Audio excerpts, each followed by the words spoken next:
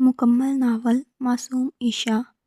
सुबह की काज़ब रोशनी अभी पूरी तरह फैली भी नहीं थी कि ईशा के कमरे में जिंदगी का शोर बर्पा हो चुका था। वो बिस्तर से ऐसे उछली जैसे किसी ने इसके नीचे स्पीरिंग लगा दिए थे। 19 साल की उम्र भी अजीब होती है ना। बचपन पूरा तरह आता है न जवानी पूरी आती है। बस बंदा दरमियान में कहीं लटका रहता है और ईशा तो खैर से थी ही घर की लाडली, जिसके नाच नखरे उठाते उठाते घर वालों की कमरे तेरी हो चुकी थी। मगर मजाल है जो मैडम की पेशानी पर बल भी आए। वो सीधी ड्रेसिंग टेबल के सामने जा खड़ी हुई और खुद को ऐसे गौर से देखा जैसे आज ही कोई नया चेहरा निकल आया हो। पीले रंग का चमकता दमकता कुर्ता पहने वो वाकई सूरजमुखी का फूल लग रही थी, जिसका रुख हमेशा सूरज की तरफ होता है। और इसकी ज़िंदगी का सूरज डॉक्टर हमजा थे। वो हमजा जो घर में ऐसे फिरते थे जैसे अभी अभी मुल्क फतह करके आए हों। संजीदगी ऐसी कि बंदा इनके सामने सांस लेते हुए भी पहले तहरीरी इजाज़तनामा तलब करे। ईशा ने दुपट्टे को सर पर ऐसे सेट किया जैसे वो दुपट्टा नहीं बल्कि सर्जन का कैंप हो, और नाक पर फर्जी ऐनक जमाते हुए अपनी शबीया से मुखातिब हुई कि अदाब अर्ज़ है डॉक्टर ईशा हमजा कैसी हैं आप। आज तो हॉस्पिटल में मरीजों ने नाक में दम कर रखा है ना। उफ, ये मकबूलियत भी ना अल्लाह की देन है। वो अपनी ही अदाकारी पर खुद ही निसार हो रही थी। इसके दिमाग के किसी खुफिया खाने में ये फिल्म रोज़ चलती थी, जहां वो हमजा की बेगम बनकर पूरे हॉस्पिटल पर राज करती थी। मगर हकीकत इस ख्वाब से कोसों दूर थी। हमजा इससे पूरे 12 साल बड़ा था और इसे ऐसे ट्रीट करता था जैसे वो कोई 5 साल की बच्ची हो, जिसका काम सिर्फ शोर मचाना और टाफिया खाना हो। घर में सबको इसने सख्ती से ताकीद कर रखी थी कि खबरदार, जो किसी ने मुझे सिर्फ ईशा कहा, मैं डॉक्टर ईशा हूँ। मेडिकल के फर्स्ट ईयर में दाखिला किया मिल गया था, मोहतरमा के पाँव ज़मीन पर नहीं टिक रहे थे। हालांकि अभी इसे ये भी नहीं पता था कि सर दर्द की गोली कौन सी होती है और पेट दर्द की कौन सी। खैर, ये तो बात की बातें थीं। आज का मिशन कुछ और था। आज मैदान साफ था, शेर कछार से बाहर था, यानी हमजा हॉस्पिटल गया हुआ था और घर में सन्नाटा था। दादा जान अपनी तस्बीह में मगन थे और दादी किचन में मुलाजिमों की शामत लाई हुई थी। ईशा ने चौड़ नज़रों से इधर उधर देखा और बिल्ली की तरह दबे पाँव हमजा के कमरे की तरफ बढ़ी। हमजा का कमरा घर का वो ममनुआ इलाका था जहाँ कदम रखने के लिए वीज़ा लगवाना पड़ता था। वहाँ की हर चीज़ इतनी तरतीब से रखी हुई थी कि अगर हवा भी गुजरे तो पूछ कर गुजरे कि जनाब, क्या मैं यहाँ से गुजर सकती हूँ। ईशा ने दरवाजे का हैंडल घुमाया तो इसके दिल की धड़कन किसी तेज रफ्तार ट्रेन की तरह छक छक करने लगी। दरवाज़ा खुलते ही एक ठंडी हवा का झोंका और हमजा के महसूस महंगे परफ्यूम की खुशबू ने इसका इस्तकबाल किया। ये खुशबू ईशा की कमज़ोरी थी, वदी नोट्स और कस्तूरी की मिली-जुली महक जो सीधे दिमाग पर असर करती थी। वो आंखें बंद करके गहरा सांस लेते हुए अंदर दाखिल हुई जैसे किसी दरगाह में हाज़िरी देने आई हो। कमरा क्या था, पूरा एक सलीका मंदी का म्यूज़ियम था, गिरे और ब्लैक थीम पर सजा हुआ, जहाँ एक ज़रा भी अपनी जगह से हिला हुआ नहीं था। ईशा ने सोचा कि तौबा है यार, ये बंदा बोर नहीं होता इतनी सफाई से। मतलब बंदा कभी तो कोई चीज़ इधर उधर फेंके, कोई कपड़ा कुर्सी पर लटका रह जाए। मगर नहीं, मजाल है तो हमजा साहब से गलती हो जाए। वो सीधी इसकी स्टडी टेबल पर पहुंची जहाँ मेडिकल की भारी भरकम किताबें ऐसे रखी थी जैसे ईशा को घूर रही हो कि तुम यहाँ क्या कर रही हो, निकम्मी लड़की, जाओ जाकर कार्टून देखो। ईशा ने इन किताबों को मुंह चुराया और टेबल पर रखा सामान छेड़ने लगी। इसने हमजा की महंगी तरीन लैटमन की स्टेचू स्कोप उठाई और गले में डाल ली। शीशे के सामने खड़े होकर इसने सीना ताना और बोली, तो मिस्टर मरीज, आपके दिल की हालत तो बहुत ख़राब है। लगता है आपको इश्क हो गया है और इसका इलाज सिर्फ डॉक्टर ईशा के पास है। वो खुद ही मरीज थे और खुद ही मसीहा। फिर इसकी नज़र ओटोस्कोप पर पड़ी। इसने वो कान चेक करने वाला आला उठाया और बत्ती जलाकर आईने में अपना ही कान चेक करने लगी। फिर खुद ही हंस पड़ी कि अरे ईशा, क्या ढूंढ रही हो? दिमाग तो है नहीं, खाली खोली जगह है, बस गूंज पैदा होती होगी। وہ اپنی ہی بے وقوفیوں سے لطف اندوز ہو رہی تھی کہ اچانک اس کی نظر ٹیبل کے دائیں جانب رکھے ایک ماڈل پر پڑی اور اس کی آنکھیں چمک اٹھی۔ یہ انسانی دل کا ایٹونومی ماڈل تھا جس کے مختلف حصوں کو الگ کیا جا سکتا تھا۔ یہ ماڈل حمزہ کی جان تھا۔ اسے اس سے پسندیدہ پروفیسر نے گفٹ کیا تھا اور حمزہ اسے اپنی جان سے زیادہ عزیز رکھتا تھا۔ عشاء کے ہاتھ میں کھجلی ہونے لگی کہ ذرا دیکھو تو صحیح کہ اس پتھر دل انسان کے پاس دل کا ماڈل کیسا لگتا ہے۔ اس نے احتیاط سے اس ماڈل کو اٹھایا۔ وہ پلاسٹک اور فائبر کا بنا ہوا انتہائی نفیس ماڈل تھا۔ عشاء اسے گھما پھرا کر دیکھنے لگی کہ اچھا تو یہ ہے وہ جگہ جہاں سے خون پمپ ہوتا ہے۔ ویسے حمزہ بھائی کے دل میں خون نہیں، شاید برف کا پانی بہتا ہوگا، تبھی تو اتنے ٹھنڈے ہیں۔ وہ خیالات میں گم تھی اور خود کو دنیا کا سب سے بڑا کارڈک سرجن سمجھ رہی تھی کہ اچانک بدقسمتی سے دروازہ کھٹکھٹایا۔ اس کے ہاتھ شاید پسینے سے گیلے ہو رہے تھے یا شاید ماڈل ہی پھسلنا چاہتا تھا۔ وہ اس کی گرفت سے آزاد ہوا اور گریوٹی کے اصولوں پر عمل کرتے ہوئے سیدھا نیچے سنگ مرمر کے سخت فرش کی طرف لپکا۔ عشاء نے اسے پکڑنے کے لیے ہاتھ بڑھایا مگر تب تک بہت دیر ہو چکی تھی۔ ایک زوردار چھناکے کی آواز آئی جیسے کانچ کا گلاس ٹوٹا ہو، مگر یہ آواز کانچ سے زیادہ خوفناک تھی۔ یہ عشاء کی موت کا پروانہ تھا۔ ماڈل فرش پہ گرا اور دو بڑے ٹکڑوں میں تقسیم ہو گیا، جبکہ کچھ چھوٹے پرزے تو ایسے بکھرے جیسے بم دھماکے کے بعد ملبہ بکھرتا ہے۔ کمرے میں ایک ہولناک خاموشی چھا گئی۔ عشاء کا رنگ ایسے سفید پڑ گیا جیسے اس کا سارا خون نچوڑ لیا گیا ہو۔ اس کے ہاتھ پاؤں سن ہو گئے۔ اس نے لرزتی ہوئی نظروں سے نیچے دیکھا۔ وہ خوبصورت دل اب ٹوٹا ہوا پڑا تھا، بالکل ویسے جیسے کسی عاشق کا دل ٹوٹا ہے، مگر یہاں عاشق کا نہیں، عشاء کی شامت کا معاملہ تھا۔ یا اللہ، یہ کیا ہو گیا؟ امی مجھے بچا لے، آج تو حمزہ بھائی میرا قیمہ بنا کر ہسپتال کی کینٹین میں بیچ دیں گے۔ وہ وہیں زمین پر بیٹھ گئی اور کانپتے ہاتھوں سے ٹکڑوں کو جوڑنے کی کوشش کی، مگر وہ جڑنے والے نہیں تھے۔ وہ بری طرح ٹوٹ چکا تھا۔ اس کے دماغ میں ہزار بہانے آئے کہ کہہ دوں گی کہ بلی آئی تھی یا زلزلہ آیا تھا، ہوا سے گر گیا، مگر حمزہ کے سامنے جھوٹ بولنا موت کو دعوت دینے کے مترادف تھا۔ ابھی وہ اپنے آنسو پوچھ رہی تھی کہ باہر راہداری سے بھاری قدموں کی آواز آئی، ٹک ٹک ٹک۔ یہ آواز نہیں، یہ اسرائیل کی آمد کا اعلان تھا۔ عشاء کے رونگٹے کھڑے ہو گئے۔ حمزہ آ گیا تھا، بھاگنے کا کوئی راستہ نہیں تھا، کیونکہ واحد دروازہ وہی تھا جہاں سے طوفان نے داخل ہونا تھا۔ وہ بکلاہٹ میں چوہے کی طرح ادھر ادھر بھاگی، کبھی میز کے نیچے گھسنے کی کوشش کی، کبھی الماری کی طرف، مگر نہیں، جگہ نہیں ملی۔ آخرکار اسے کھڑکی کے پاس بھاری مخملی پردہ نظر آیا۔ وہ چھلانگ کر پردے کے پیچھے جا چھپی اور خود کو دیوار کے ساتھ چپکا لیا۔ دل کی دھڑکن اتنی تیز تھی کہ اسے لگ رہا تھا حمزہ کو دروازے سے ہی اس کے دل کی آواز سنائی دے جائے گی۔ اسی لمحے دروازہ کھلا اور حمزہ کمرے میں داخل ہوا۔ وہ تھکا ہوا لگ رہا تھا۔ سارا دن آپریشن تھیٹر میں کھڑے رہنے کے بعد وہ صرف سکون چاہتا تھا۔ اس نے اپنی ٹائی کی گرو ڈھیلی کی اور کوٹ اتار کر صوفے پر اچھال دیا۔ وہ پانی پینے کے لیے جگ کی طرف بڑھنے ہی والا تھا کہ اس کے قدم رک گئے۔ اس کی چھٹی حس نے خطرے کی گھنٹی بجا دی۔ کمرے کی فضا بدلی ہوئی تھی، چیزیں اپنی جگہ سے پر سرکی ہوئی تھی اور سب سے بڑھ کر فرش پر تباہی کا منظر تھا۔ حمزہ کی نظر اس ٹوٹے ہوئے ماڈل پر جم گئی۔ اس کا چہرہ جو پہلے تھکن سے چور تھا اب غصے سے تمتمانے لگا۔ اس کی آنکھوں میں جیسے شعلہ بھڑک اٹھے۔ اس نے دانت پیس کر مٹھیاں بھینچ لی۔ کس کی ہمت ہوئی میرے کمرے میں گھسنے کی؟ اس کی آواز میں ایسی گرج تھی کہ پردے کے پیچھے چھپی عشاء کی ٹانگیں کانپنے لگی۔ وہ آنکھیں میچ کر دعائیں مانگ رہی تھی کہ زمین پھٹے اور وہ اس میں سما جائے، مگر افسوس کہ عشاء کی عقل اور اس کے پاؤں کا سائز دونوں ہی اس کے کنٹرول میں نہیں تھا۔ اس کا ایک پاؤں پردے سے باہر جھانک رہا تھا جیسے کہہ رہا ہے کہ میں یہیں ہوں۔ حمزہ کی عقابی نظروں سے وہ پاؤں چھپ نہ سکا۔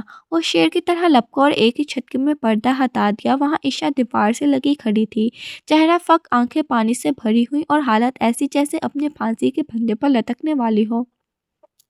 حمزہ نے اسے بازو سے پکڑ کر باہر کھینچا اور اس کے سامنے لا کھڑا کیا۔ عشاء، تمہاری یہ جرأت، تم نے میرے کمرے میں کیا کر رہی ہو؟ حمزہ کا لہجہ اتنا سرد اور قاطع تھا کہ عشاء کی رہی سہمی ہمت بھی جواب دے گئی۔ وہ ہکلاتے ہوئے بولی، وہ حمزہ بھائی، میں بس دیکھ رہی تھی، غلطی سے ہاتھ لگ گیا، قسم سے میں توڑنا نہیں چاہتی تھی۔ حمزہ نے ٹوٹے ہوئے ماڈل کی طرف اشارہ کیا اور تلخی سے بولی، غلطی سے؟ یہ غلطی نہیں ہے عشاء، یہ تمہاری لاپرواہی ہے اور بچپنا ہے۔ تم سمجھتی کیا ہو کہ ڈاکٹر بنا گڑیا کا کھیل ہے؟ یہ ماڈل کوئی کھلونا نہیں تھا، یہ میری محنت اور یادگار تھی۔ تم جیسی غیر ذمہ دار لڑکی کبھی ڈاکٹر بننا تو دور کی بات نرس بننے کے بھی قابل نہیں ہے۔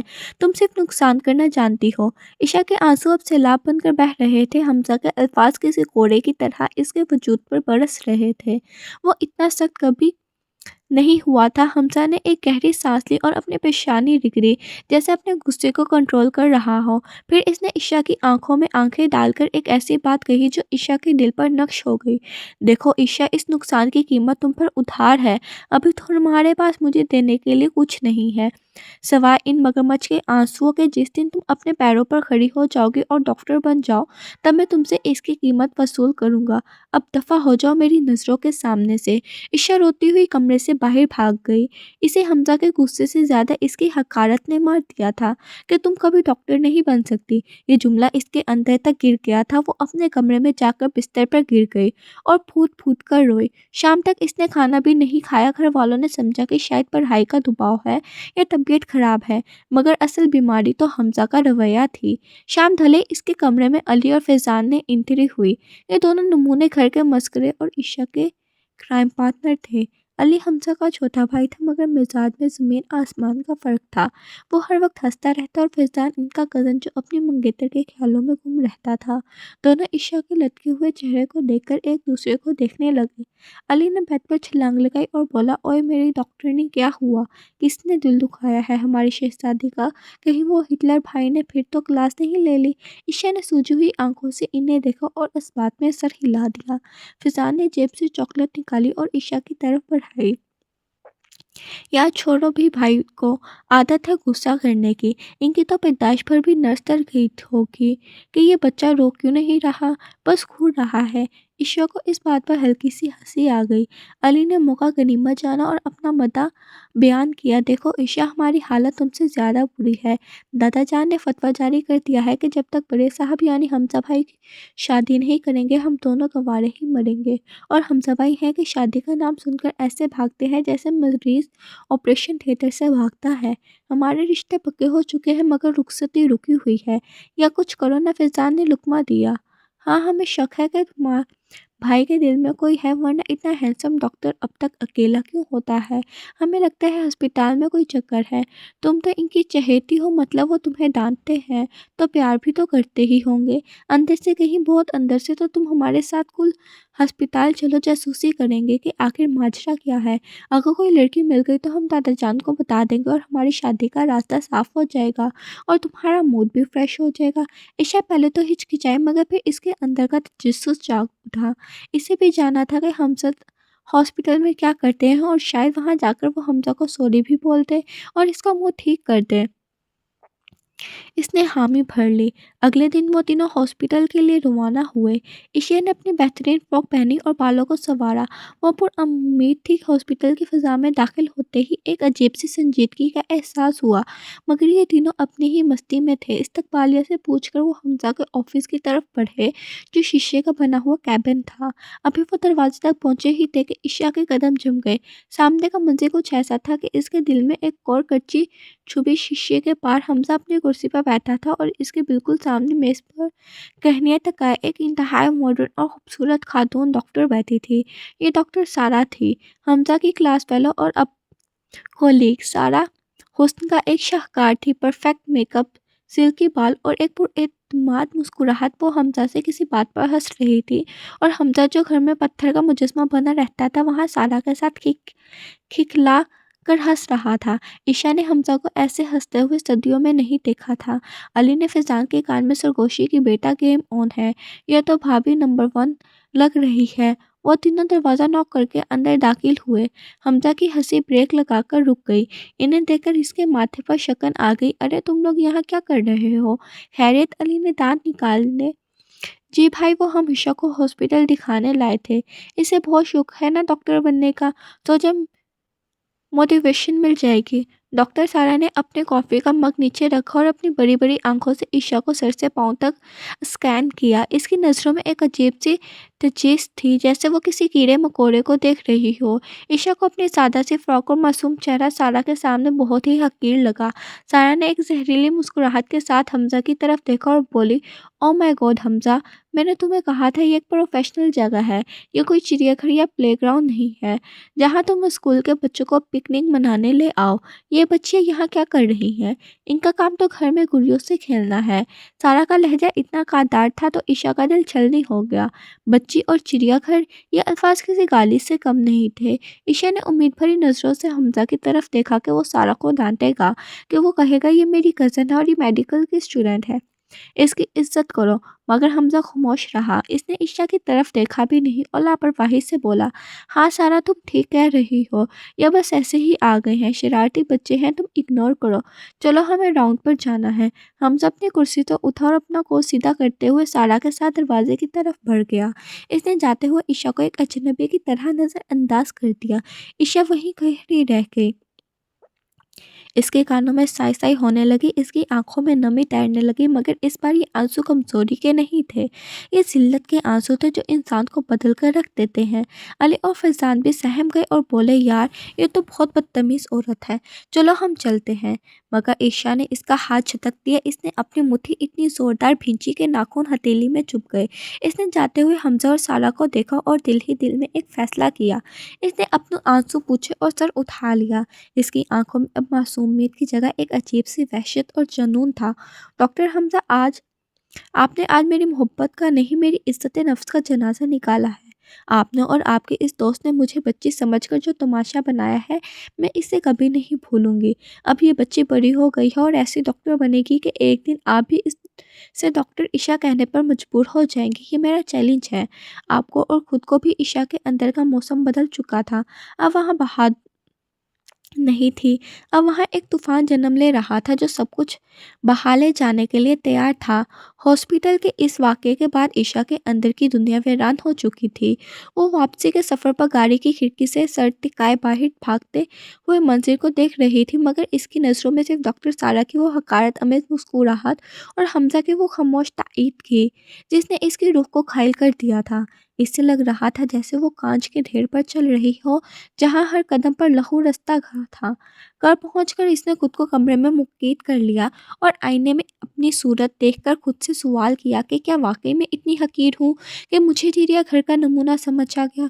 इस रात इसने फैसला कर लिया कि वो ईशा नहीं रहेगी जो सबकी त्वचा की भीख मांगती थी, मगर तकदीर ने इसके लिए एक और इम्तिहान तैयार कर रहा था। अगली सुबह घर की फ़ज़ा में एक अजीब सा तनाव था। दादा जान की तबीयत का बहाना बनाकर घर का माहौल सोगवार कर दिया गया था। नाश्ते की मेज़ पर दादा जान ने एक बम फोड़ा जिसने ईशा की रही से ही दुनिया भी तबाह कर दी। इन्होंने लरजती आवाज़ में कहा कि मेरा वक्त करीब है और मेरी आखिरी ख्वाहिश है कि हमजा का घर आबाद हो जाए। इसलिए मैंने फैसला किया है कि इसी हफ्ते में हमजा का निकाह कर दिया जाए। ये सुनते ही अली और फैज़ान के चेहरे पर खुशी की शादियाने बजने लगी कि चलो बड़े भाई का तंता ख़त्म हो गया तो हमारी बारी आएगी। मगर हमजा का चेहरा सपाट रहा।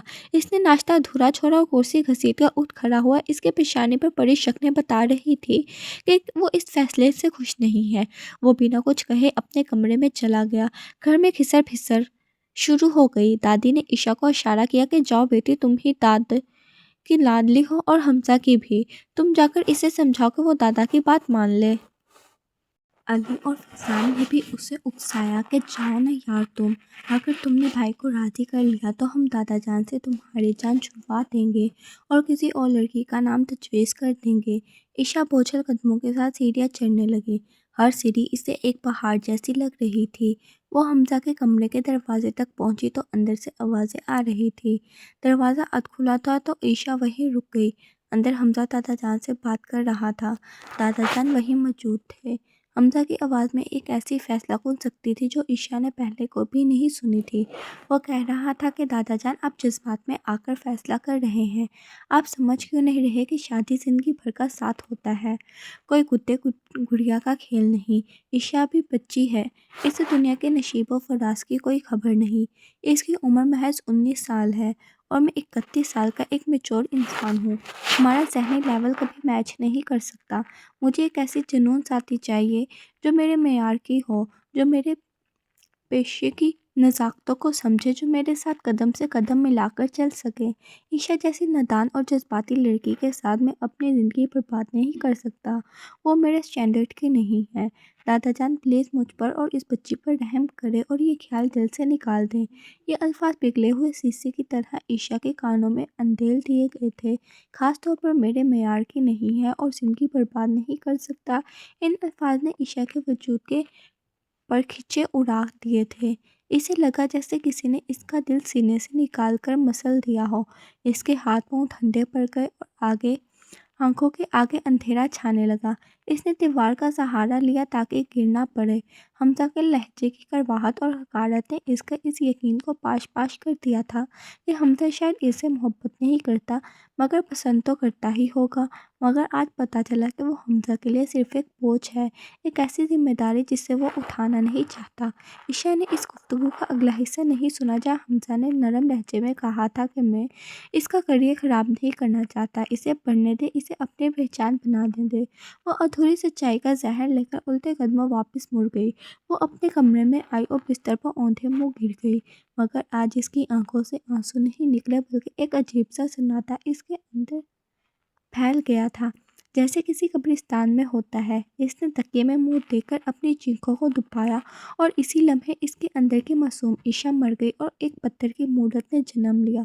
दूसरी तरफ दादा जान की तबीयत अचानक बिगड़ गई और हमजा को इमोशनल ब्लैकमेलिंग के आगे घुटने टेकने पड़े। इसने ना चाहते हुए भी हाँ कर दी, मगर इसकी हाँ में खुशी नहीं बल्कि मजबूरी थी। घर में शादी की तैयारियां हंगामी बुनियादों पर शुरू हो गई।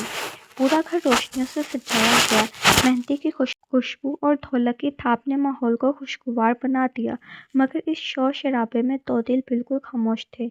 ईशा को जब मायो बिठाया गया तो वो पीले जोड़े में लिपटी किसी मोमी गुड़िया की तरह साकी थी। इसकी सहेली से छेड़ रही थी कि हाय डॉक्टर साहब की दुल्हन बनने वाली हो, कितनी किस्मत वाली हो। मगर वो जानती थी कि ये किस्मत नहीं बदकिस्मती है। अली और फैजान भंगड़े डाल रहे थे कि इनका रास्ता साफ हो रहा है, मगर इन्हें खबर नहीं थी कि वो अपनी ही लाडली बहन की खुशियों का जनाजा उठा रहे हैं। निकाह का दिन भी आन पहुंचा। ईशा को सुर्खी भरी रूस जूरे में तैयार किया गया। जेवरात के बोझ तले तभी वो क़यामत ढा रही थी, मगर इसकी आंखों का दीप बुझ चुका था। जब इसे निकाह के लिए लाया गया और मौलवी साहब ने इससे पूछा कि क्या आपको हमजा फल अहमद के साथ ये निकाह कबूल है, तो कमरे में मौज सा सुकून छा गया। सबकी नजरें ईशा के झुके हुए सर पर थी। एक लम्हे के लिए इसके दिल में ख्याल आया कि वो चीखकर इनकार कर दे, नहीं, मुझे इस शख्स से निकाह नहीं करना जो कुछ अपने जूते की नोक के बराबर भी नहीं समझता। मगर फिर इसे दादा जान की इज्जत और खानदान की नाक का ख्याल आ गया। इसने कांपते होंठों से कबूल है कहा, मगर ये कबूल है नहीं था, बल्कि इसने अपनी ज़िंदगी की सजाए मौत पर दस्तखत किए थे।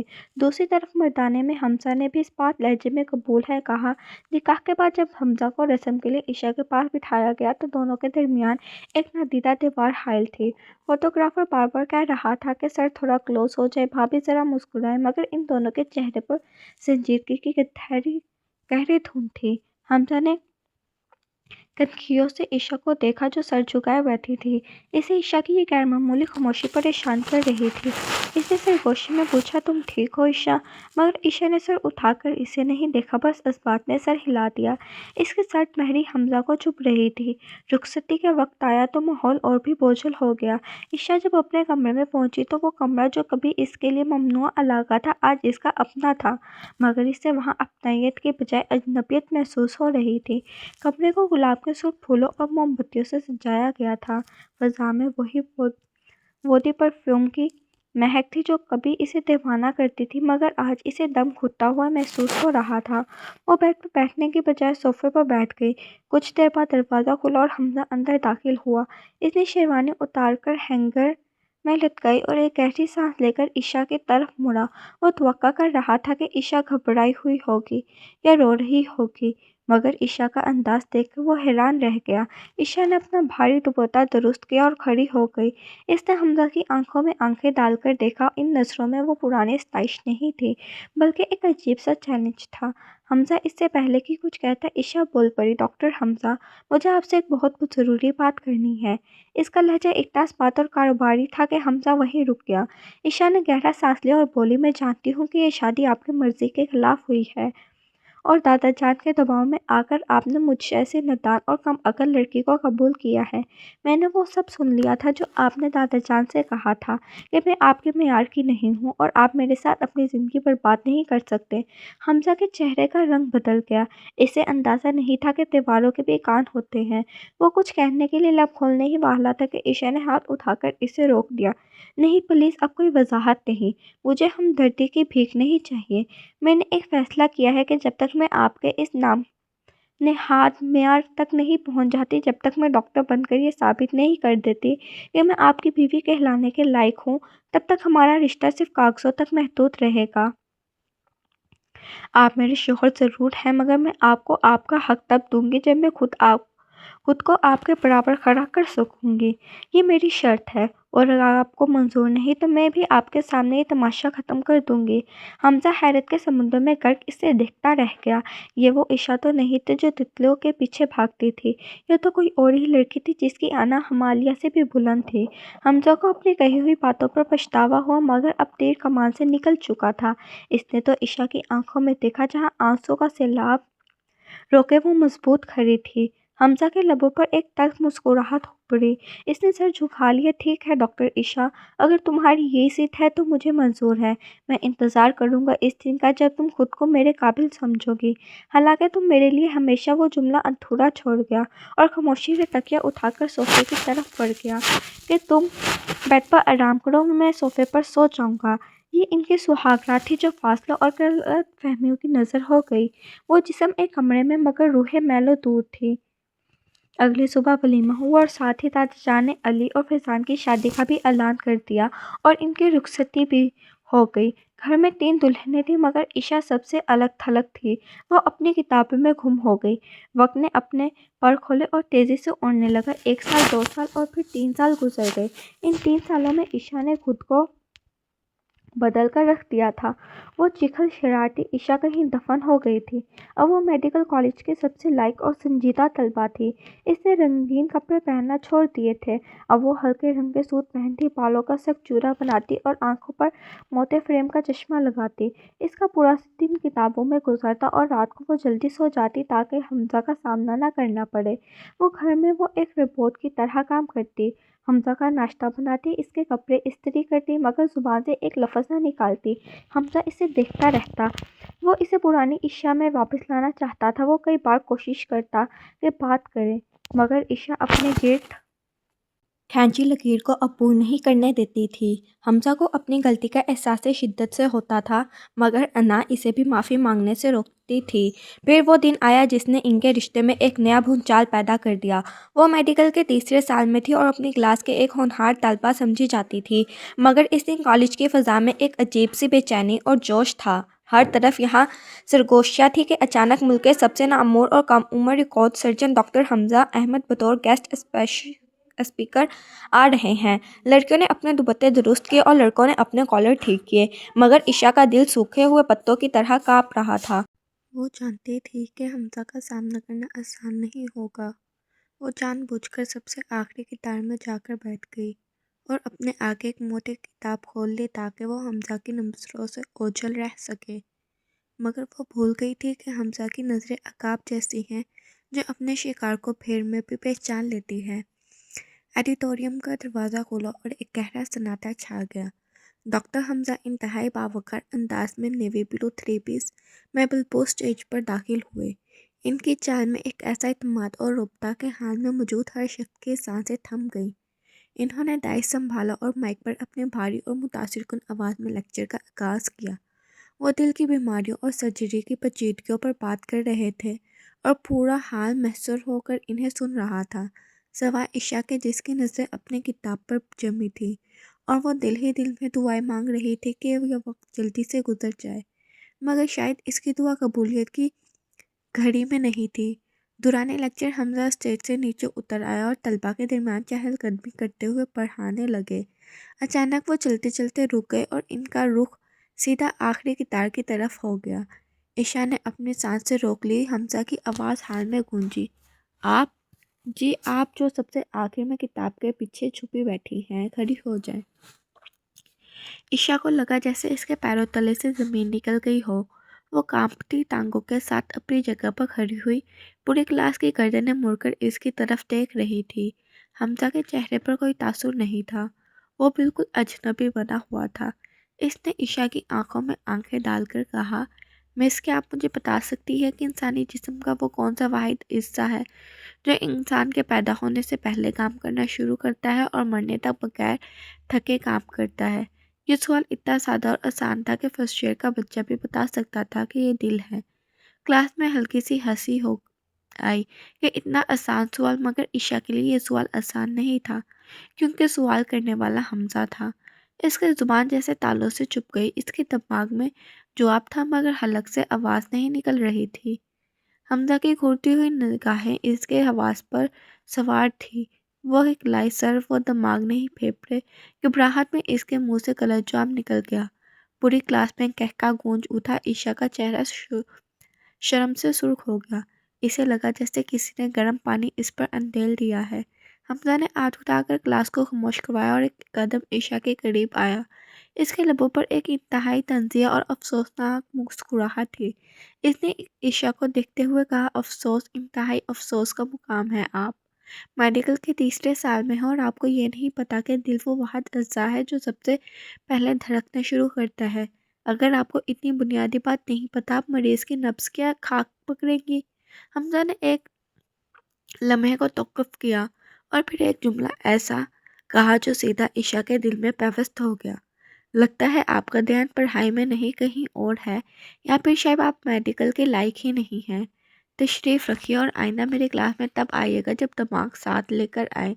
اس نے عشاء کو کلاس سے نہیں نکالا، مگر بڑی محفل میں اس کی قابلیت پر جو سوالیہ نشان لگایا وہ کلاس سے نکالے جانے سے 1000 گنا زیادہ تکلیف دہ تھا۔ عشاء کرسی پر ڈھیر سے گئی اور اس کی آنکھوں میں آنسو تیرنے لگے، مگر اس نے گرنے نہیں دیے۔ باقی پورا لیکچر اس کے لیے دھندلا ہو گیا۔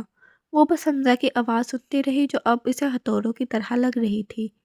لیکچر ختم ہوتے ہی وہ سب سے پہلے ہال سے نکلی اور تقریباً بھاگتے ہوئے اپنی گاڑی تک پہنچی۔ گھر کا راستہ کیسے کٹا اسے خبر نہیں ہوئی۔ اس کا دماغ سن تھا اور دل میں لاوا ابل رہا تھا۔ گھر پہنچ کر اس نے اپنا بیگ صوفے پر پھینکا اور سیدھی کچن میں جا گھسی تاکہ اپنے غصے کو برتنوں پر نکال سکے۔ وہ زور زور سے برتن دھو رہی تھی، پانی کی دھار تیز تھی مگر اس کے آنسو سے زیادہ تیز نہیں۔ شام ڈھلے حمزہ گھر آیا۔ گھر میں ایک عجیب سا تناؤ تھا جو محسوس کیا جا سکتا تھا۔ وہ جانتا تھا کہ طوفان آنے والا ہے۔ وہ تائی ڈھیلی کرتا ہوا لاؤنج میں آیا اور کچن کی طرف دیکھا جہاں عشاء پشت کیے کھڑی تھی۔ حمزہ نے گلا کھنکھارا، کھانے میں کیا ہے؟ یہ جملہ ماچس کی تیلی ثابت ہوا۔ عشاء نے ہاتھ میں پکڑا شیشے کا گلاس زور سے سنک میں پٹکا جس کے ٹکڑے بکھر گئے اور وہ تیزی سے مڑی۔ اس کی آنکھیں انگاروں کی طرح ڈھک رہی تھی اور چہرہ آنسو سے تر تھا۔ کھانا؟ آپ کو کھانے کی فکر ہے؟ وہ چیخ اٹھی۔ مبارک ہو ڈاکٹر حمزہ، آپ جیت گئے۔ آپ نے اپنی انا کو تسکین پہنچا دی سب کے سامنے۔ آپ کو سکون مل گیا اپنی بیوی کو نالائق ثابت کر کے۔ حمزہ خاموشی سے اسے دیکھتا رہا۔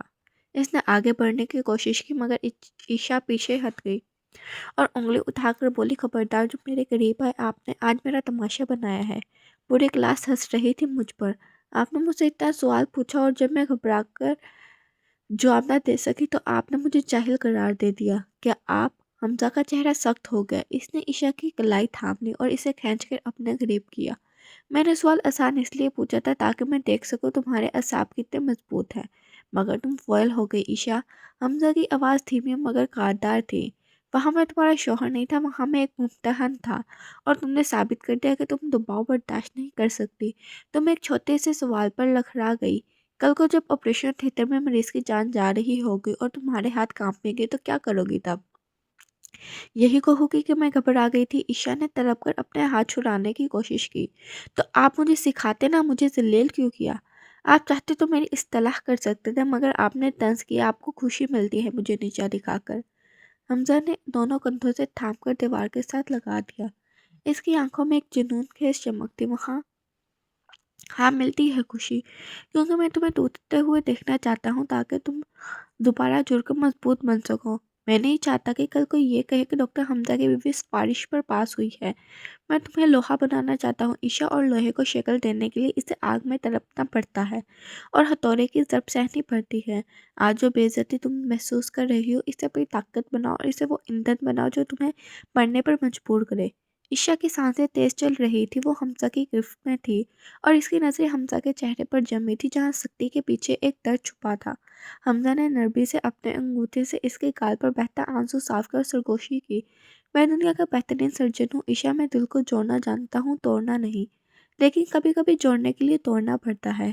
آج تم رو لو جتنا رونا ہے، لیکن کل جب تم کالج جاؤ تو تمہاری آنکھوں میں آنسو نہیں آگ ہونی چاہیے، ایسی آگ جو سب کو جلا کر رکھ کر دے۔ یہ کہہ کر حمزہ پیچھے ہٹا اور اپنے کمرے کی طرف بڑھ گیا۔ عشا وہیں دیوار کے ساتھ لگی کھڑی رہ گئی۔ اس کے دل کی دھڑکن بے ترتیب تھی، حمزہ کا لفظ، اس کے الفاظ اس کے رگوں پہ سرایت کر گئے تھے۔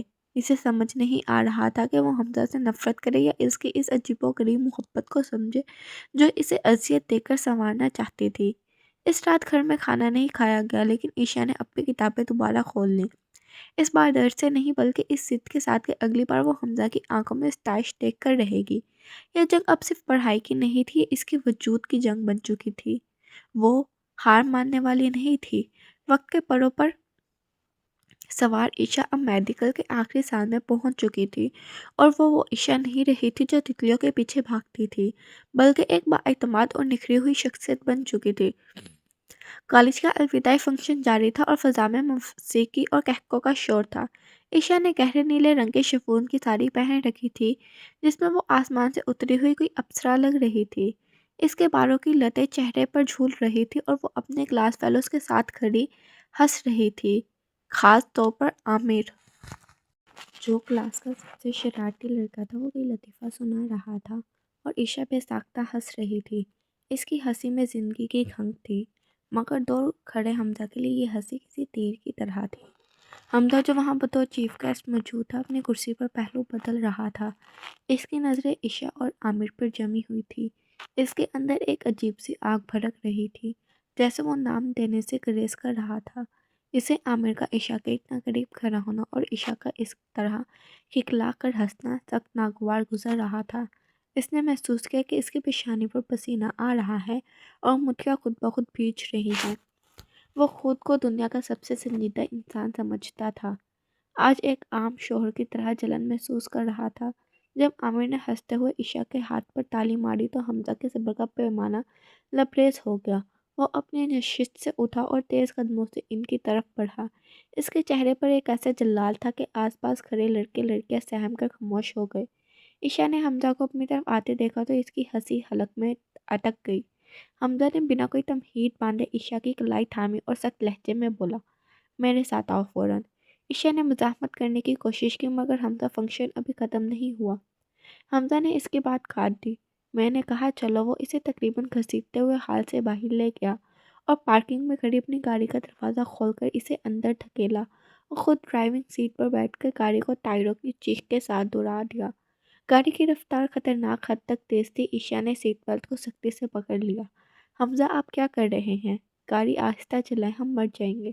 مگر حمزہ نے کوئی جواب نہیں دیا۔ اس کی آنکھیں سڑک پر پڑی تھیں، مگر دماغ میں عامر اور عشا کی تصویریں گھوم رہی تھی۔ شہر سے باہر ایک سنسان سڑک پر اس نے اچانک بریک لگا دی۔ گاڑی جھٹکے سے رک گئی۔ عشا کا سانس حلق میں اٹک گیا۔ حمزہ نے اسٹیئرنگ وہیل پر مکہ مارا اور عشا کی طرف مڑا۔ اس کی آنکھوں میں سرخ دورے تیر رہے تھے۔ تمہیں بہت ہنسی آ رہی تھی اس لڑکے کے ساتھ؟ کیا نام تھا اس کا؟ عامر؟ بہت خوش تھی تم اس کے قریب کھڑے ہو کر؟ عشا حیرت سے اسے دیکھنے لگی۔ اسے یقین نہیں آ رہا تھا کہ یہ وہی حمزہ ہے جو اسے نظر انداز کرتا تھا۔ آپ کو جلن ہو رہی ہے؟ عشا کے لبوں پر ایک دبی دبی مسکراہٹ آئی۔ حمزہ نے اس کے دونوں کندھوں کو تھام کر اپنی طرف کھینچا۔ ہاں ہو رہی ہے جلن، اور کیوں نہ ہو، تم میری بیوی ہو عشا، میرا نام تمہارے نام کے ساتھ جڑا ہے۔ مجھے برداشت نہیں کہ کوئی اور مرد تمہارے اتنے قریب آئے یا تمہیں ہنسائے۔ وہ ہنسی صرف میرے لیے ہونی چاہیے تھی۔ عشا کا دل دھک دھک کرنے لگا۔ حمزہ کا یہ روپ اس کے لیے نیا بھی تھا اور من پسند بھی۔ اس نے ہمت کر کے حمزہ کی آنکھوں میں دیکھا۔ لیکن آپ نے ہی تو کہا تھا کہ میں آپ کے معیار کی نہیں ہوں، پھر یہ حق کیسا؟ حمزہ کی گرفت نرم پڑ گئی۔ اس نے عشا کے چہرے کو اپنے ہاتھوں کے پیالے میں لیا اور دھیمی آواز میں بولا، معیار؟ کون سا معیار عشا؟ میں پاگل تھا جو یہ سب بکواس کرتا رہا۔ پچھلے 5 سالوں میں مجھے احساس ہو گیا کہ تم میرے معیار کی نہیں بلکہ مجھ سے بہت اوپر ہو۔ تم میرا جنون ہو عشا، اور اپنی چیز پر حق جتانا جلن نہیں ہوتی عشا، عشق ہوتا ہے۔ یہ اعتراف عشا کے لیے کسی خواب سے کم نہیں تھا۔ اس رات ان کے درمیان برف پگھل گئی، مگر چند دن بعد گھر میں ایک بڑی فیملی ڈنر رکھا گیا جس میں شہر کے تمام بڑے ڈاکٹرز اور خاص طور پر ڈاکٹر سارا بھی مدعو تھی۔ سارا اب بھی وہی مغرور اور پرفیکٹ نظر آنے والی خاتون تھی۔ اس نے عشا کو دیکھ کر طنزیہ انداز میں مبارکباد دی۔ سنا ہے تم فائنلی ڈاکٹر بن رہی ہو، چلو اچھا ہے، کم از کم حمزہ کا نام تو خراب نہیں ہوگا۔ عشا نے صرف مسکرا کر اسے نظر انداز کر دیا۔ سب لوگ کھانے کی میز پر بیٹھے تھے، ماحول بہت خوشگوار تھا۔ دادا جان بہت خوش تھے اور حمزہ سے باتیں کر رہے تھے کہ اچانک دادا جان کے چہرے کا رنگ بدل دیا۔ انہوں نے اپنا سینہ پکڑ لیا اور کرسی سے لڑکھنے لگے۔ ان کے منہ سے گھٹی گھٹی چیخ نکلی درد، اور وہ سانس لینے کے لیے تڑپنے لگے۔ حال میں کہرام مچ گیا۔ حمزہ اس وقت فون سننے کے لیے باہر لان میں تھا۔ سب لوگ گھبرا گئے۔ دادا جان کیا ہوا؟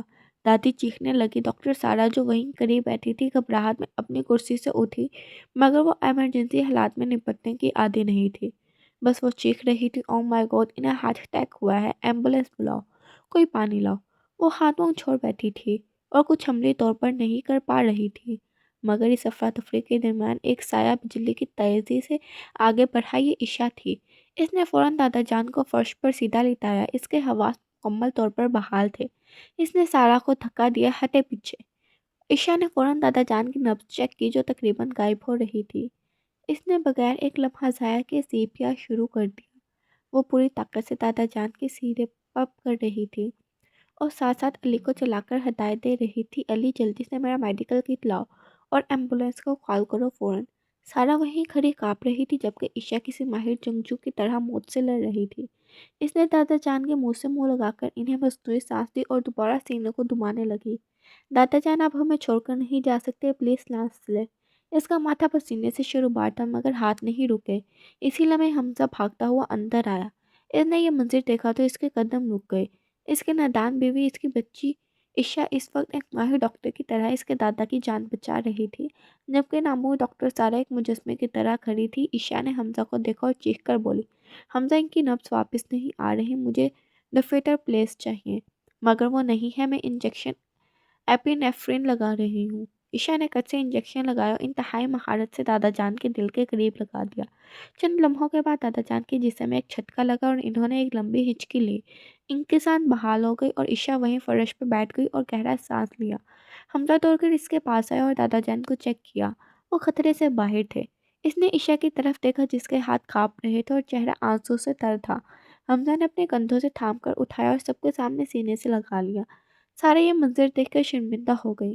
حمزہ نے سارا کی طرف مڑ کر کہا، دیکھو، اور سرد لہجے میں کہا، سارا تم ٹھیک کہہ رہی تھی، یہ گھر کوئی پلے گراؤنڈ نہیں ہے، اور دیکھو آج اسی بچی نے میرے دادا جان کی جان بچائی ہے۔ جب تم صرف تماشے دیکھتی رہی، مجھے فخر ہے کہ ڈاکٹر عشا میری بیوی ہے۔ سارا اپنا پرس اٹھا کر وہاں سے بھاگ گئی اور رات عشا نے صرف دادا جان کی نہیں جان بچائی بلکہ حمزہ کا دل اور عزت بھی جیت لی۔ وقت گزرتا گیا اور گریجویشن کا دن آ گیا۔ عشا نے گولڈ میڈل حاصل کیا۔ جب وہ اسٹیج پر آئی تو حمزہ سے پہلے صف میں بیٹھا تالیاں بجا رہا تھا۔ اس کی آنکھوں میں نمی اور فخر تھی۔ ڈگری لینے کے بعد عشا سیدھی حمزہ کے پاس آئی اور اپنی ڈگری اس کے ہاتھوں میں تھما دی۔ تم نے اس شرط پر دی تھی عشا، تم جیت گئے۔ اس رات حمزہ سے اپنے کمرے میں باقاعدہ ایک بیوی کی حیثیت سے لے گیا۔ اس نے آج خود کمرے کو دلہن کی طرح سجایا تھا، مگر اس بار وہاں اجنبیت نہیں بلکہ محبت کی خوشبو تھی۔ عشا گھونگھٹ نکالے بیڈ پر بیٹھی تھی۔ اس کا دل کسی ننھے پرندے کی طرح پھرک رہا تھا۔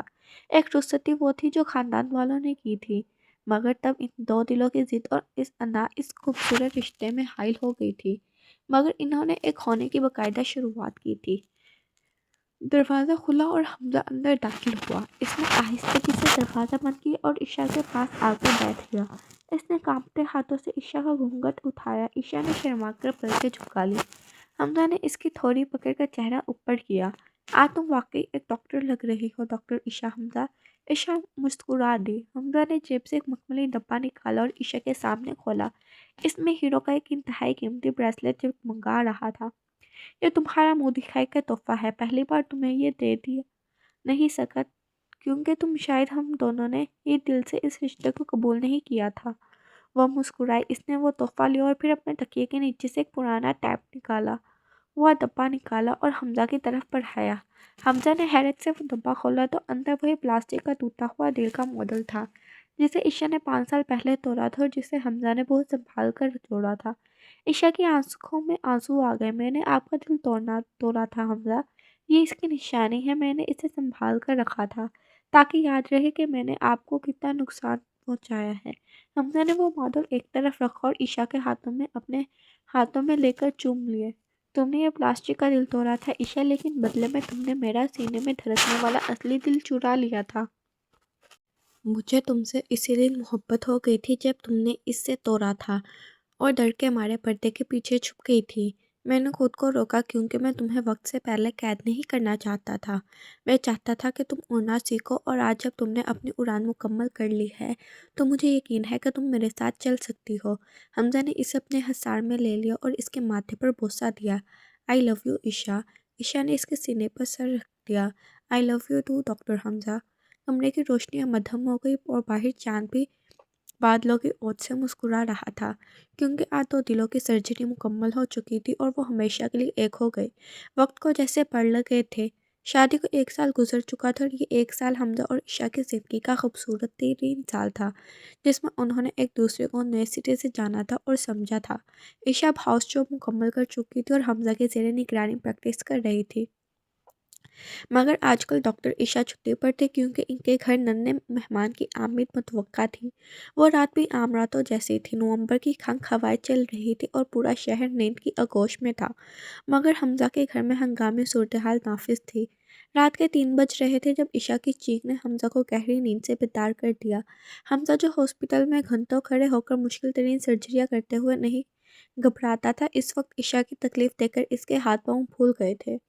عشا درد سے تڑپ رہی تھی اور حمزہ بخلاہٹ میں کبھی ادھر بھاگ رہا تھا کبھی ادھر۔ اس نے جلدی سے عشا کا بیگ اٹھایا اور اسے سہارا دے کر گاڑی کی طرف لے گیا۔ گاڑی میں بیٹھتے ہی عشا نے حمزہ کا بازو اتنی زور سے کھینچا کہ حمزہ کی چیخ نکلتے نکلتے رہ گئی۔ حمزہ میں مر جاؤں گی، اف اللہ بہت درد ہو رہا ہے، گاڑی تیز چلائیں۔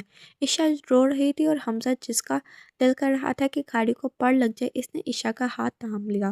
حوصلہ رکھو عشا، ہم بس پہنچ گئے، گہرا سانس لو، ڈیپ بریتھ۔ عشا نے غصے سے حمزہ کی طرف دیکھا۔ اس حالت میں بھی اس کی شیرنی جاگ اٹھی تھی۔ اپنے آپ پہ ڈاکٹری مشورے اپنے پاس رکھیں، مجھے درد ہو رہا ہے اور آپ کو سانس لینے کی پڑی ہے، یہ سب آپ کی غلطی ہے، مجھے شادی ہی نہیں کرنی چاہیے تھی۔ حمزہ نے بے چارگی سے اسے دیکھا۔ وہ جانتا تھا کہ لیبر پین میں عورت کا دماغ اس کا کنٹرول میں نہیں ہوتا، اس لیے وہ خاموشی سے اس کی ڈانٹ سنتا رہا۔ ہسپتال پہنچتے ہی باقی گھر والے بھی آ گئے۔ پریشانی اور خوشی کی ملی جلی کیفیت تھی۔ عشا کو لیبر روم میں لے جایا گیا۔ لیبر روم کے اندر منظر کسی جنگ کے میدان سے کم نہیں تھا۔ عشا مسلسل حمزہ کو کوس رہی تھی۔ اس نے حمزہ کے بال مٹھی میں جکڑ رکھے تھے۔ حمزہ، میں آپ کا وہ دل والا ماڈل دوبارہ توڑ دوں گی اگر مجھے کچھ ہوا تو قسم سے آپ کے سارے سوٹ چلا دوں گی۔ نرسیں اور لیڈی ڈاکٹرز منہ چھپا کر ہنس رہی تھی کہ شہر کا ماہر ناز سرجن اپنی بیوی کے آگے کتنا بے بس ہے۔ حمزہ درد سے کرا رہا تھا کیونکہ عشا کے ناخن اس کی کلائی میں گر رہے تھے، مگر وہ مسلسل اس کے ماتھے سے پسینہ پوچھ رہا تھا اور محبت سے کہہ رہا تھا، بس عشا تھوڑی ہمت اور، تم بہت بہادر ہو میری شیرنی۔ اور پھر وہ لمحہ آ گیا جب ایک ننھی سی چیخ نے کمرے میں گونج کر زندگی کی نوید سنا دی، مبارک ہو حمزہ، بیٹی ہوئی ہے۔ نرس نے مسکراتے ہوئے ایک گلابی سے وجود کو تولیے میں لپیٹ کر حمزہ کی طرف بڑھایا۔ حمزہ کے لیے دنیا وہیں تھم گئی۔ اس نے کانپتے ہاتھوں سے اس ننھی سی جان کو تھاما جو آنکھیں بند کیے پوری طاقت سے رو رہی تھی۔ وہ بالکل عشا جیسی تھی، وہی نقوش، وہی رنگت۔ حمزہ کی آنکھوں میں آنسو آ گئے۔ اس نے جھک کر بیٹی کے ماتھے کو چوما اور پھر عشا کی طرف دیکھا جو نڈھال ہو کر اسے ہی دیکھ رہی تھی۔ اس کے چہرے پر تھکن تھی مگر آنسوؤں میں ممتا کا نور تھا۔ عشا کو پرائیویٹ روم میں شفٹ کر دیا گیا۔ صبح کا وقت تھا، سورج کی کرنیں کمرے میں پھیلی ہوئی تھی۔ عشا جاگ چکی تھی اور بیڈ پر ٹیک لگائے بیٹھی تھی۔ सब लोग बारी बारी बच्ची को प्यार कर रहे थे, मगर हमजा की बारी आई। हमजा कुर्सी पर बैठा अपनी बेटी को गोद में लिए इसे ऐसे गौर में देख रहा था जैसे दुनिया का आठवां अजूबा हो। बच्ची अब पुरस्कून थी और अपनी नन्ही उंगलियां मुंह पर डालने की कोशिश कर रही थी। ईशा ने मुस्कुराकर हमजा को देखा। बस भी करे हमजा, नजर लगा देंगे मेरी बेटी को। लाए मुझे दे। हमजा ने आहिस्तगी से बच्ची को ईशा की गोद में रखा और मुस्कुराया। तुम्हारी बेटी? एक्सक्यूज मी बेगम साहबा, ये मेरी बेटी है, देखो बिल्कुल मुझ पर गई है। कितनी संजीदा और प्यारी है। ईशा ने तंग कर कहा। हाँ हाँ, संजीदा तो ऐसी है जैसे अभी उठकर कहेगी कि नर्स मेरा बीपी ऑपरेटर्स लाओ। अरे गौर से देखे, इसकी आंखें बिल्कुल मुझ जैसी हैं, बड़ी बड़ी और चमकदार, और नाक भी मेरी तरह खड़ी है। हमजा हंस पड़ा। शुक्र है नाक तुम पर गड़ गई है, वरना मुझे डर था कि कहीं अकल भी तुम पर ना चली जाए। फिर तो ये गरीब मरीजों के दिल की बजाय इनके फेफड़े का ऑपरेशन कर देती। ईशा ने पास रखा तकिया उठाकर हमजा को मारा। अच्छा जी, तो मैं बेवकूफ़ हूँ। याद है ना, इसी बेवकूफ़ ने आपके दादा जान की जान बचाई थी और गोल्ड मेडल भी लिया था। हमजा ने तकिया खींच दिया और कुर्सी ईशा के करीब खिसका ली। इसने ईशा का हाथ अपने हाथ में लिया और संजीदा हो गया। जानता हूँ और मानता भी हूँ, तुम दुनिया की डॉक्टरीन बेहतर और बेहतरीन माँ हो। मुझे तो बस इस बात की फिक्र है कि अगर ये तुम्हारी तरह शरारती निकल आई तो मेरा क्या होगा। एक ईशा को संभालना मुश्किल है, दो दो को कैसे संभालूंगा। ईशा ने नखरे से मुंह फेरा। संभालना तो पड़ेगा डॉक्टर साहब, आखिर आपने ही कहा था कि आपका जुनून हूँ, तो अब जुनून डबल हो गया है। भगते अब। इसे इस्ना में अली और फिजा मिठाई के डब्बे इथाई शोर मचाते हुए कमरे में दाखिल हुए, जो इस मौके से महरूम रह गए थे। और मुबारक हो भाई, आखिरकार हमारे घर में एक और डॉक्टर का इजाफा हो गया। दादा जान भी व्हील चेयर पर आए और उन्होंने परपोती को गोद में लेकर ढेरों दुआएं दी। पूरा कमरा खुशियों से भर गया। हमजा ने सबसे नजरें बचाकर ईशा के कान में सरगोशी की। वैसे इसका नाम क्या रखे? मैं सोच रहा था कि इसका नाम हया रखे। ईशा ने चौंक कर इसे देखा। हया क्यों? हमजा ने शरारत से आंख दबाई ताकि इसमें थोड़ी सी हया हो और ये तुम्हारी तरह मेरे कमरे में घुस कर मेरा मॉडल ना तोड़े। ईशा खिलखिला कर हंसी और इसकी हंसी में अब बचना नहीं बल्कि एक मुकम्मल औरत का वक़ार था। इसने हमजा के कंधे पर सर रख दिया। शुक्रिया हमजा, मुझे मुकम्मल करने के लिए, मुझे अपनी ज़ात का हिस्सा बनाने के लिए। हमजा ने इसके सर पर बोसा दिया और कहा, शुक्रिया तुम्हारा डॉक्टर ईशा, मेरे घर को घर बनाने के लिए और इस जिंदा डॉक्टर को जीना सिखाने के लिए। वो दोनों अपनी नन्ही बेटी को देख रहे थे जो इनकी मोहब्बत की निशानी थी। दीवार पर लगी घड़ी टिक टिक कर रही थी और मेज पर वही टूटा हुआ दिल का मॉडल रखा था जिसे हमजा ने अब शीशे के खूबसूरत बॉक्स में महफूज कर लिया था, जिसके नीचे लिखा था, वो गलती जो मेरी जिंदगी का सबसे खूबसूरत हादसा बन गई। ये कहानी यहाँ ख़त्म नहीं हुई, बल्कि ये तो एक नई नस्ल की शुरुआत थी, जहाँ मोहब्बत, एहतराम और छोटी छोटी नोक-झोंक जिंदगी का हुस्न बनकर इनके साथ चखने वाली थी। धड़कनों का मसीहा अब सिर्फ दिलों का डॉक्टर नहीं था, बल्कि वो एक छोटे से खानदान का मुहाफिज भी था। और डॉक्टर ईशा हमजा वाकई इसके मेयार से भी कहीं ऊपर इसकी दिल की मलका बन चुकी थी।